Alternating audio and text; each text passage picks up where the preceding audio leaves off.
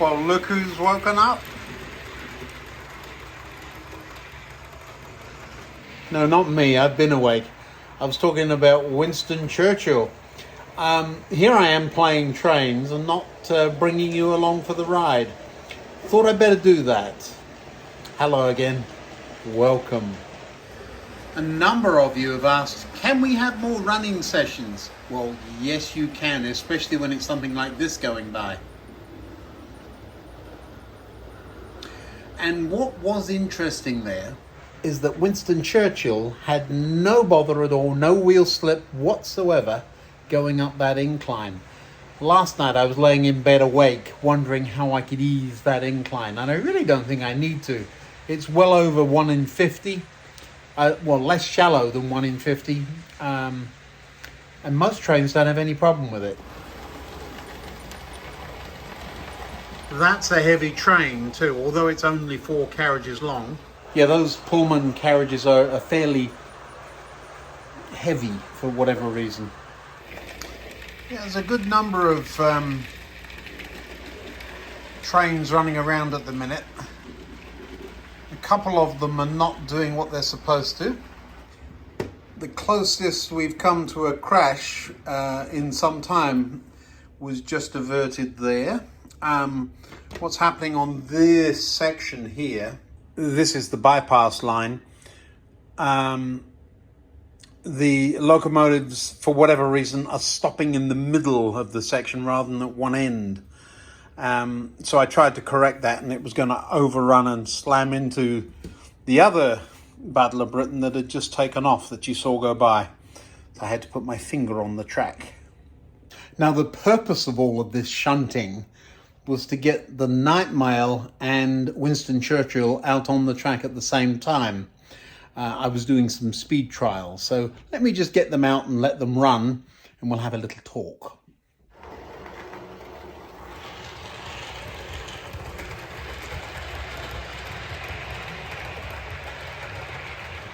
Well, all of the leftovers of schedules are coming to life. I need to clear that computer before something bad happens, because you can't have this many trains running and not expect them to come into contact. Now, the class 40 had just paused because it's been catching up the night mail, so there might be some interest in following this around for a minute and see what happens. We'll let it go around, we'll see what happens.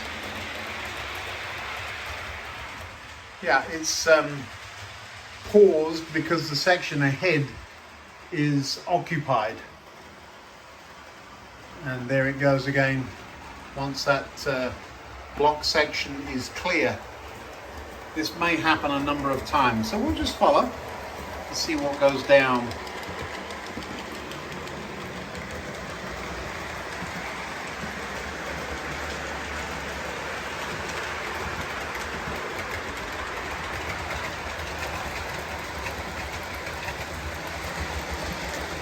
You notice they're passing wrong way running and slowed right down there to almost stop. Yeah, they're running wrong side running because they've come out of the tunnel that way round. The class 40's just gone off to do a loop around the other end of the layout. I want to keep an eye on this to see where it's going. It should stop in the station. It has, quite nicely, and the 40's gone around the loop.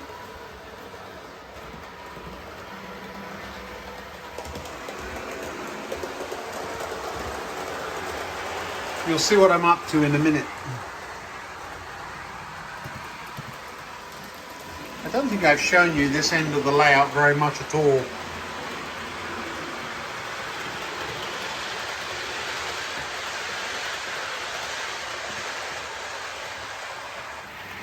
All right, now what are you going to do?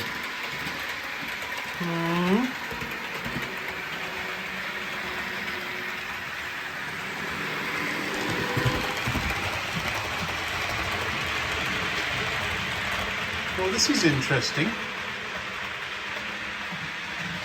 I have a feeling that whole circuit was just to get it on the right track. Yes, look at this. So it's had to go all the way around the layout just to get onto the right or the correct side for running. This junction is flawed in that if you do come out of the tunnel, you can't get right side running. And if you ask it to come out of there and go back into there, it really has to go far to be able to do that.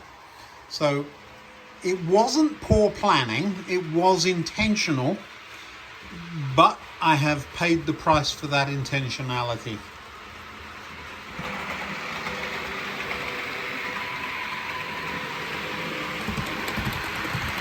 There we go.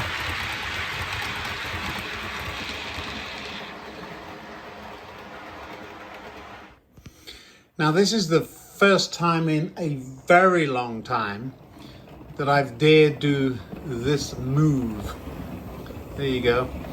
Head on and passing each other in a blind fiddle yard. And again, has to be on the wrong side because there is no way to get to the right side without going around the layout about twice. This is the one that struggles up the hill. Now these are very old carriages, but they're no heavier than the... Yeah, and there he goes, struggling away.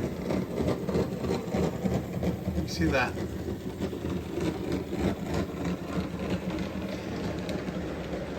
Interesting. It may be something to do with the wheels on the locomotive. It may be that the carriages need some attention, but they seem free running. But this whole scene here now with that back scene there really does work, doesn't it? Just needs a level crossing across the end there. Very quiet train, that one. And does work very nicely going around the cricket ground. You see it go over behind the pavilion, there you are.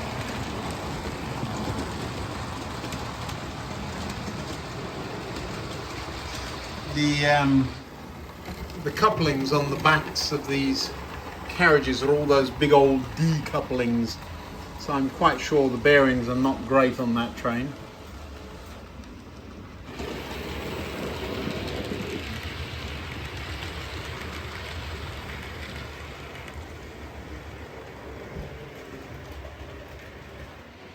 Now I have a feeling we're going to have to see that whole thing repeated just to turn the train around. It's going to come past the other Battle of Britain, so Combe Martin and Winston Churchill pass each other.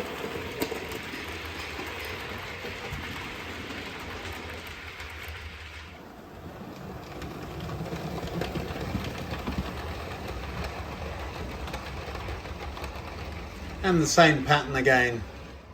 The single slip there enabling anything using the bypass incline to get over to this side of the track. And I noted that there was no slip whatsoever coming up that hill.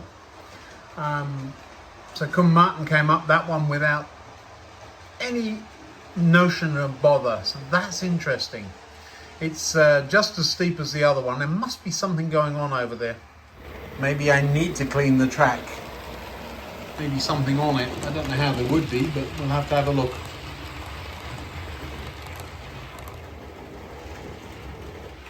Now the idea is this one too will dive into the tunnel and head off onto the fiddle yard sidings. But it should pass the other train. So it's overtaking the other one. And should stop somewhere there. And it has. Lovely. And what I'm trying to do here is put the class 20 in behind them.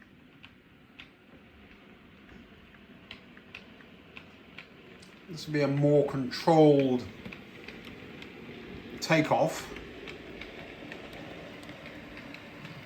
Sound isn't on. I wonder what happened there.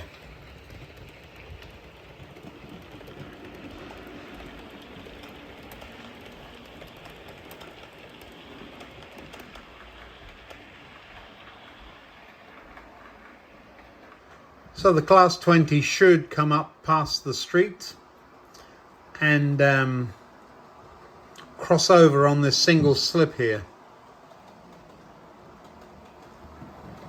And it does.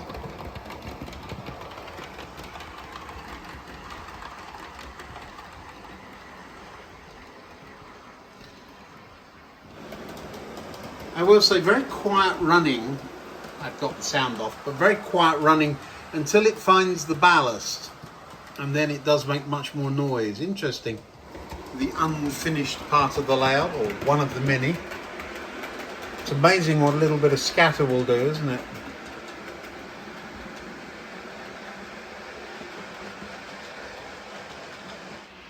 This is quite a good looking junction, very functional.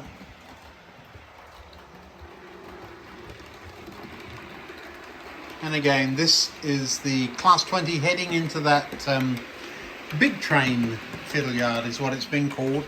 On the computer it's known as the Underworld, but that's just me being funny.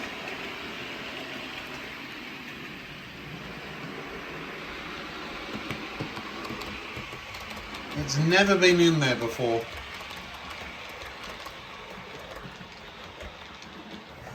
It should, oh yeah, it stopped. Right in the right place, perfect. So now what I'm going to do is run these two around the folded dog bone.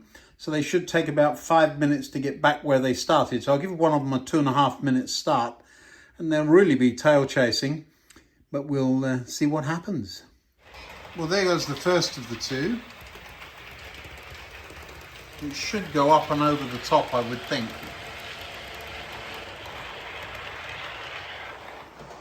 Yeah, it's doing exactly the same thing. I've misprogrammed that.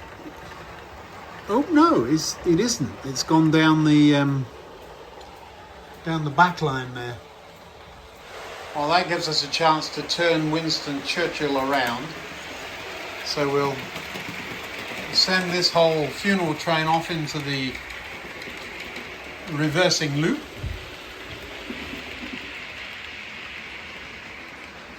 And all it's doing is going around under the cricket ground. It'll turn around and it will pop back out again once it's done that and come back out this way. There it comes.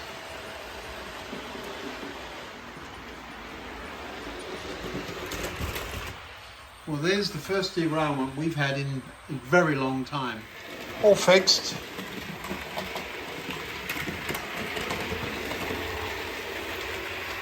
Bit of junk stuck in one of the points. That should stop there. Yeah, it did.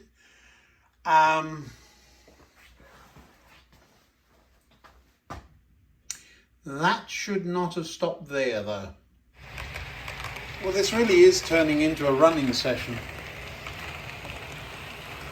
I think Leopard's Tail aptly described it as a shunting puzzle. And it really is, isn't it? I'd never thought of it that way.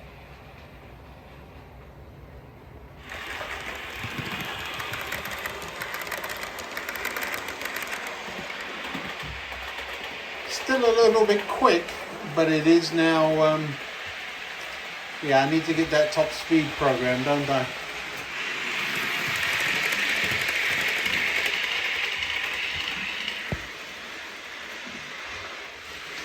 Yeah, this thing's got bad manners. Nothing on this layout runs that fast. I have not yet fixed the lighting issue. Clearly connections are getting to the front because the white lights are on, but the carriage lighting is not in the front too. Intermittent in the buffet, and working in the back, and no tail light. As far as speed is concerned, it's amazing what a good talking to will do. And now we have 3 carriages with lights. This is interesting. So it's obviously something intermittent. I mean, I'm anticipating it's those intercarriage connections, but we will see. Now, what are you doing stopping there? A few more adjustments and we'll see what happens.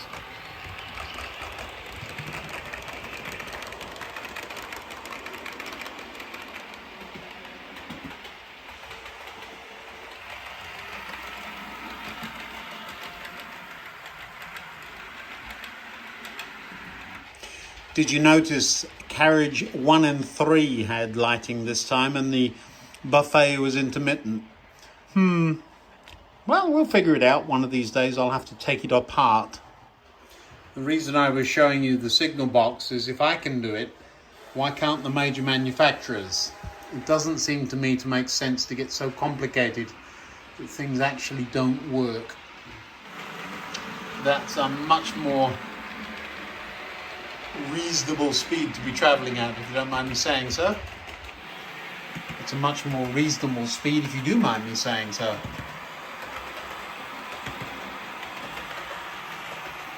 Now that front part of the train doesn't light up because that's where the gubbins are.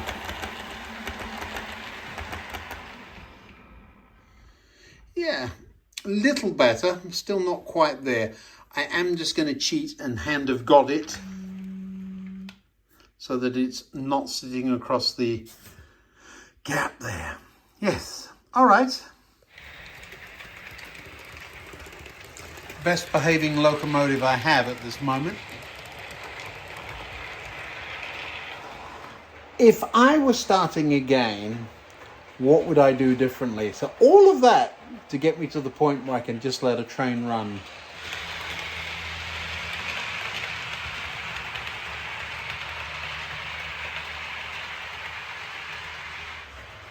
Well, of course, there's a lot of little things. These little numbers are dead handy. Highly recommend them. However, I mean, they're very visible. Point number 16, number 14, number 15, number 17. So I like the system, but why on earth didn't I call those two the same number? They always change or always should change together. So why not just call it 1 point?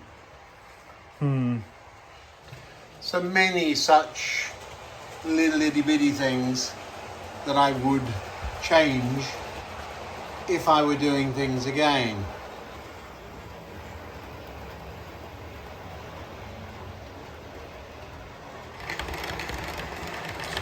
They're just minor things, of course, but what would be the really big things that I would change? Well, here's one of them. That's 2 feet. I can reach, but it's awkward to work. Would I reduce the width a little bit? I could. Then it would be easier to work. I can work here very comfortably, not quite so much there. It's a consideration. Here's a big thing. There we go. Now these were quite well wired, I will say. They look a little bit, what now? But actually quite nicely done, and you can see everything from there. Lovely. But up under there, oh please no. No, no, no. And up under here, gracious, how'd you get there? So I think I would like to find a way of having the majority of the wiring up on the top. But with so much of it, how would you ever do that? I don't know. Point motors, oh, those are a real issue, aren't they? They've got to be underneath. Sort of. But, yes. Can you see what I'm driving at, though?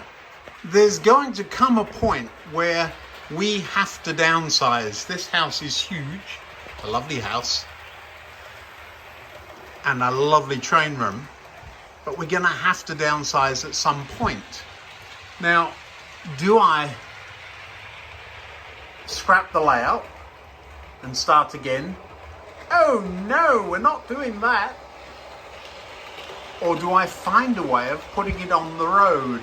Now, you've heard me talking about what if, and what if we had to move, or could I make it in an exhibition layout? Could I up the ante a little bit?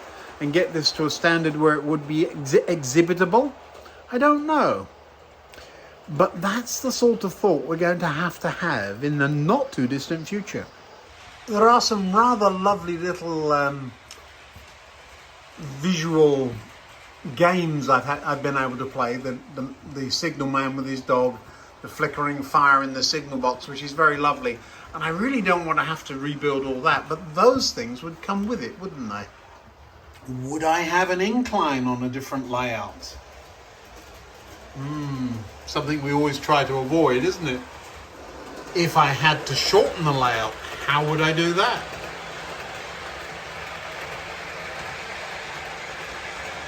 I've been talking about this whole end section that needs a major rebuild. Yeah. Could I make it so that this side and that side were interchangeable so that you could turn it around? Well, why would you do that? So that you could turn the layout inside out? So that it would fit in a smaller space?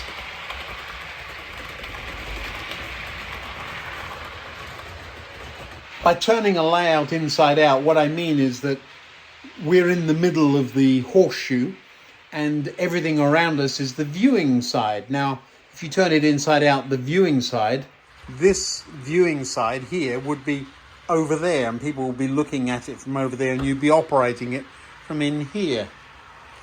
And you'd need a back scene on it here or something. Certainly, I'm thinking about it. We're certainly not there yet. How big a section can you transport? This piece is 4x4. Seems to me to be a bit big. If I were building a layout again, would I make a section that is actually incredibly difficult to reach? Can be done, but what would I do? Don't worry, we're not tearing it apart tomorrow. But I am starting to think, what if? And what next? But the layout's running really quite well. We don't have a lot of derailments. Seeing one is, you see every one there is. I think there's one today, wasn't there, where that piece of wood that I'd been drilling and hadn't cleaned up properly got in one of the points, didn't change properly, and so off came the locomotive. But that's very unusual. So very stable. Would it be if I moved it? Don't know. There are many segments of the layout that are modular. This whole upper station area just lifts off, doesn't it? Would I continue to do that? How quiet that train is on the non-ballast sections. That's an interesting comment too. Should I ballast less vigorously in future? Delivery. Do you hear Shadow?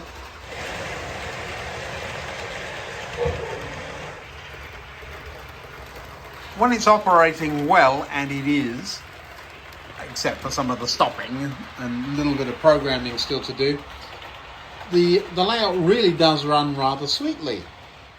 So what of the future?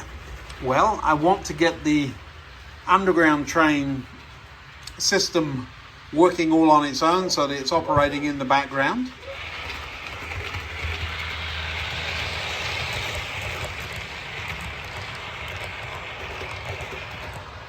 I think the dream of the EMUs integrating into that is quite difficult, but certainly the long haul, so the Night Mail, Winston Churchill, the Class 40, they can run on their own. They already do quite nicely. They stop in the station, they stop in the fiddle yard quite happily. So it's only the EMU part of the layout that you would have to drive. And every time you stick a train out there, the others all stop and wait and think, what is he doing? So that works. Part of what makes the layout look good is, of course, the back scene. And that would have to change. But overall, I'm very happy with the way things are going with the layout.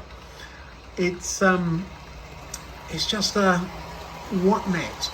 The big thing, the future. Am I getting too philosophical? Probably. I'm just enjoying an afternoon messing with the trains. I thought I'd bring you along. But I am thinking, what if we have to change direction? And what if we have to take this layout to pieces? Interesting, eh? Well, thanks for watching, and really appreciate you all. Thanks for the members that are signing up. That really helps me be able to make those kind of decisions. So videos up here. I don't know what they put up there these days, and if you want to subscribe and haven't, that's free. That'll be down here. Thanks for watching. Really appreciate you all. See you next time now.